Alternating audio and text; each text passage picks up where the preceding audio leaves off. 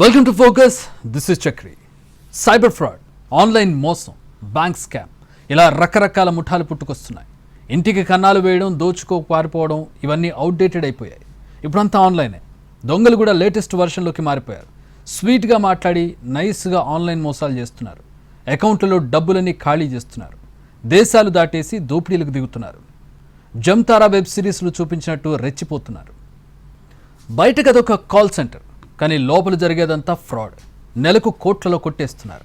అది కూడా మన దేశ వారిని కాదు, అమెరికన్లే టార్గెట్గా ఆన్లైన్లో దోపిడీకి దిగుతున్నారు. ఇంతకీ వీళ్ళు ఎలా పనిచేస్తారు? అమెరికా పౌరుల్ని ఎలా మోసం చేస్తున్నారు? జమ్తారా వెబ్ సిరీస్ చూసారా? అందులో మోసాలు ఎలా చేస్తారు, ఆ ముఠాలు ఎలా ఉంటాయి, అవి ఎలా పనిచేస్తాయి, అన్నీ ఉంటాయి. జమ్తారాలో మన దేశంలోని వారనే మోసం చేస్తారు. ఇక అనకాపల్లి జిల్లా అచ్యుతాపురంలో అమెరికన్లనే టార్గెట్ చేసి దోచేస్తున్నారు. కాల్ సెంటర్ ముసుగులో పెద్ద సైబర్ క్రైమ్ డెన్ ఉంది. ఇదే ఆ call centre. White collar job మాటున సైబర్ ఫ్రాడ్, ట్రైనింగ్ ఇచ్చి మరీ దోపిడీ. అమెరికన్ల ఖాతాలు ఖల్లాస్. అనకాపల్లి జిల్లా అచ్యుతాపురంలో నకిలీ కాల్ సెంటర్లు నిర్వహిస్తున్నారు. అమెరికన్ పౌరుల నుంచి నెలకు 15 కోట్ల నుంచి 20 కోట్ల వరకు దోచుకుంటున్న ముఠా గుట్టును పోలీసులు రట్టు చేశారు. ముఠాలో కీలకమైన మహారాష్ట్రకు చెందిన పునీత్ గోస్వామి, రాజస్థాన్కు చెందిన అవిహంత్ దాగా సహా 33 మందిని అరెస్టు చేశారు. వీరిలో 3 మహిళలు ఉన్నారు. ఈశాన్య రాష్ట్రాల నుంచి వచ్చే యువతకు అమెరికన్లతో ఇంగ్లీష్లో ఎలా మాట్లాడాలో శిక్షణ ఇచ్చి ఫోన్లు చేయిస్తారు. మీరు ఆర్డర్ పెట్టారు, అది చేరిందా అని అడుగుతారు. మేమెలాంటి ఆర్డర్ పెట్టలేదని అవతలి వారు అన్నాక మీ బ్యాంక్ అకౌంట్ నుంచి నగదు డ్రా అయ్యిందని, వేరే వారెవరైనా అకౌంట్ను వాడుతున్నారేమో పరిశీలించవచ్చా అని ప్రశ్నిస్తారు. దీనికి వారు సరే అంటే రెండో దశలో బ్యాంకర్ పేరుతో మాట్లాడి వివరాలన్నీ తీసుకుంటారు. అనంతరం క్లోజర్తో మాట్లాడమని లైన్ కలుపుతారు. మీ బ్యాంక్ అకౌంట్ను వేరే వారు వాడుతున్నారని, నగదు జాగ్రత్తగా ఉంచుకోండి అంటూ హెచ్చరిస్తారు. అనంతరం నగదుకు సెక్యూరిటీ పేరుతో కూపన్లు ఇస్తామని చెప్పి వారిని నమ్మించి సైబర్ మోసాలు చేస్తున్నారు. అమెజాన్ ఫ్రాడ్ డిపార్ట్మెంట్ నుంచి కాల్ చేసుకుంటున్నారు. ఆ విధంగా ఇంపర్సనేట్ చేసి అన్సస్పెక్టింగ్ యుఎస్ సిటిజన్స్ని టార్గెట్ చేస్తారు. వన్స్ దే ఆర్ టార్గెటెడ్, అప్పుడు యుఎస్ సిటిజన్స్కి ఈ Walmart or supermarket gift cards purchase చేయమని చెప్తారు. Ranging from $300 to $3,500 depending on paying capacity. అప్పుడు వాళ్ళు ఇది సీరియల్ నంబర్ తీసుకుని ఫర్దర్ లెవెల్ నంబర్ 5 మేనేజర్స్కి పంపిస్తారు. ఆ మేనేజర్స్ ఇక్కడ నుంచి ఆపరేట్ చేయరు, వాళ్ళు బయట నుంచి ఆపరేట్ చేస్తారు. అక్కడ నుంచి వాళ్ళు అమౌంట్ విత్డ్రా చేసుకుని అది అన్ని ఇల్లీగల్ యాక్టివిటీస్ చేసుకుంటున్నారు. సుమారుగా 15 to 20 crores పర్ మంత్ ఈ విధంగా యాక్టివిటీ జరుగుతూ ఉంది. రోజుకు 100 నుంచి 200 మందితో మాట్లాడతారు. వీళ్ల వలకు చిక్కిన వారి అకౌంట్ల నుంచి డబ్బులు గుంజేస్తారు. ఈ ఆన్లైన్ కాల్ సెంటర్లో 2 నుంచి 300 మంది వరకు ఉంటారు. ఇప్పటికే కొందరిని అరెస్టు చేసిన పోలీసులు మరికొందరి కోసం వెతుకుతున్నారు. అమెరికన్లనే టార్గెట్ చేసి దోచేస్తూ ఉండడంతో ఈ వ్యవహారం మరింత లోతుగా దర్యాప్తు చేయడానికి కేంద్ర ప్రభుత్వ నిఘా విభాగం సిఐడి సైబర్ నిపుణుల సహకారం తీసుకుంటున్నట్లు ఎస్పీ తుహిన్ సిన్హా తెలిపారు. ఈ ముఠా నుంచి స్వాధీనం చేసుకున్న నగదు, హార్డ్ డిస్కులు పరిశీలిస్తున్నారు. L1 స్టేజ్ డైలర్స్ మోస్ట్లీ ఇది 100 మెంబర్స్ ఉంటారు. సో దీనికి సంబంధించి వాళ్ళు ఫస్ట్ కాల్ చేయడం వాళ్ళు చేసుకుంటారు. సెకండ్ లెవెల్ అంటే లెవెల్ 2, ఇందులో బ్యాంకింగ్ స్టేజ్ అంటారు. So they will impersonate as banking officials or FTC employees. దాని తర్వాత L3 స్టేజ్లో ఒక క్లోజర్ టీమ్ పెట్టడం జరిగింది. క్లోజర్ టీమ్ ఇది వాల్మార్ట్ నుంచి ఇది నంబర్ తీసుకోవడం అన్నీ చేసుకుంటారు. తర్వాత L4 టీమ్ మేనేజర్స్ టీమ్, అప్పుడు వాళ్ళు ఫైనల్ నంబర్ తీసుకుని అది సీనియర్స్కి పంపించడం అన్నీ జరుగుతూ ఉంటుంది. ప్రెజెంట్లీ మనం 4 లెవెల్స్ ఐడెంటిఫై చేసాము. 5th లెవెల్ సంబంధించి మనకి 3 or 4 మెంబర్స్ ఐడెంటిఫై చేయడం జరిగింది. సో వాళ్ళని కూడా అరెస్ట్ చేసుకుంటే మనకి ఇంకా ఏమీ లెవెల్స్ ఉన్నాయా లేకపోతే అక్కడ ఆగిపోతుంది మనకి తెలుస్తుంది. కాల్ సెంటర్ కు సంబంధించి దేశవ్యాప్తంగా ఉన్న నిందితులను పట్టుకునేందుకు ప్రత్యేక బృందాలు ఏర్పాటు చేశారు.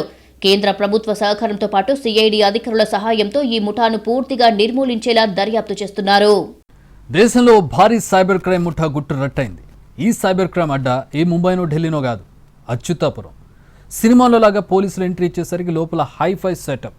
ప్రతి ఒక్కరి చేతుల్లో కాస్ట్లీ లేటెస్ట్ వెర్షన్ ల్యాప్టాప్లు, ఖరీదైన ఐఫోన్లు.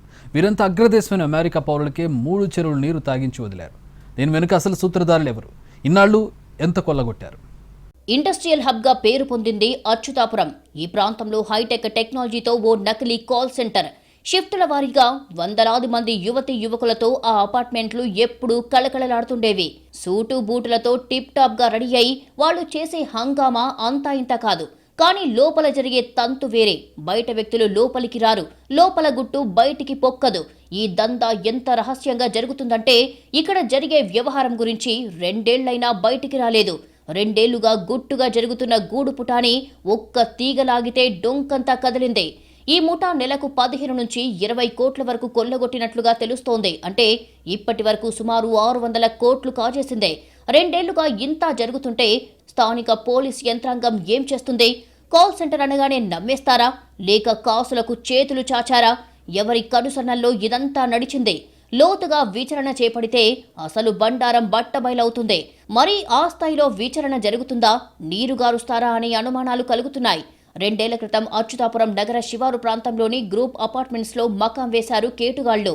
1 కాదు 2 కాదు, ఏకంగా 44 ఫ్లాట్లను అద్దెకు తీసుకుని పాగా వేసి గేమ్ స్టార్ట్ చేశారు.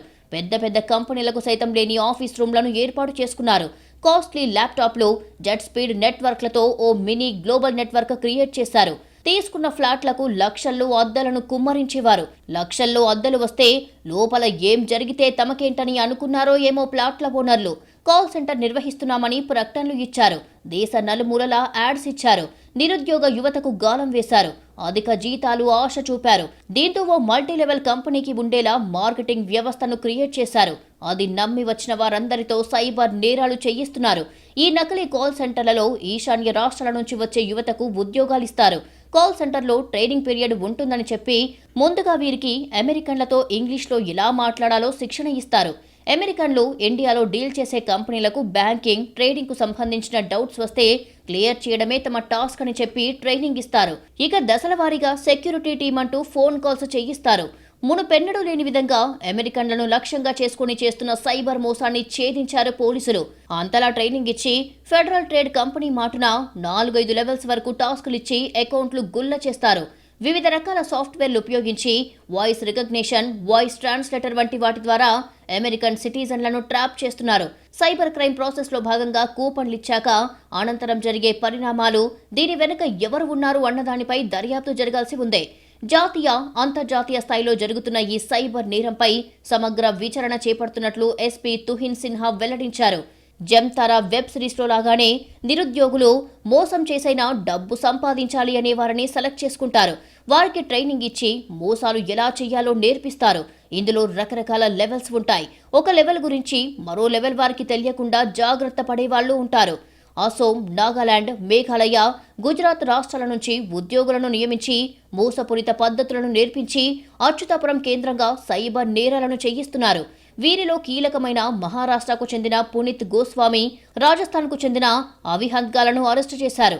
వీరి నుంచి ముఠాకు మద్దతిచ్చే కీలకమైన వ్యక్తులను గుర్తించే పనిలో ఉన్నట్లు ఎస్పీ తెలిపారు. కాల్ సెంటర్లో పనిచేస్తున్న చాలా మంది ఇటీవల కాలంలోనే ఇక్కడ చేరినట్లు విచారణలో వెల్లడయ్యింది. ఇక్కడ నకిలీ కాల్ సెంటర్లలో ఉద్యోగాలు చేస్తున్న వారిలో డైలర్లకు నెలకు 20,000, బ్యాంకర్లకు 35,000 నుంచి 45,000, క్లోజర్లకు 50,000, మేనేజర్లకు 75,000 చొప్పున జీతాలు చెల్లిస్తున్నారు.